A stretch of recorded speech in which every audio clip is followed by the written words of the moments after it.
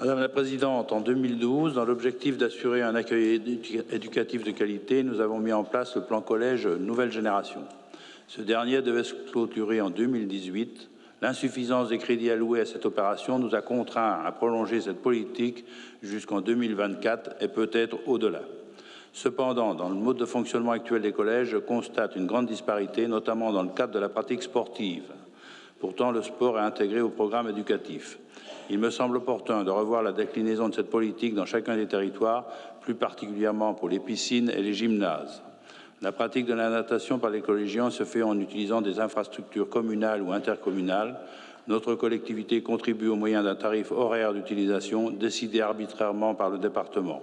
Il y a probablement nécessité à revoir plus finement notre contribution afin d'être en phase avec les coûts de fonctionnement de chacun des équipements et surtout au regard de l'augmentation des coûts de l'énergie.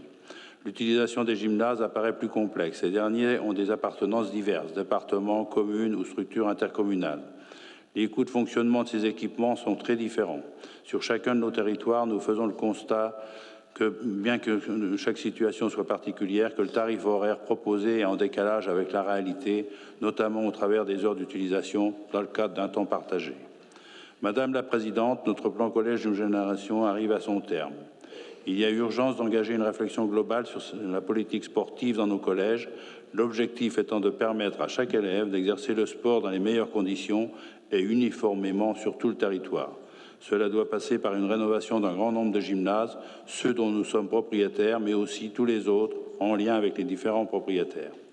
Nous constatons que vous avez déjà engagé cette démarche en créant la halle sportive d'Homécourt dans le cadre de la restructuration de 2 collèges. C'est un bon début.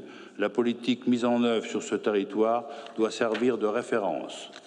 Madame la Présidente, je vous invite à établir un diagnostic. Ce dernier nous permettra d'avoir une vision globale sur la qualité des équipements proposés et aussi les coûts de fonctionnement réels. Alors nous pourrons véritablement et durablement établir une politique d'investissement sportif répondant au mieux aux besoins de notre collectivité et partagée avec les territoires.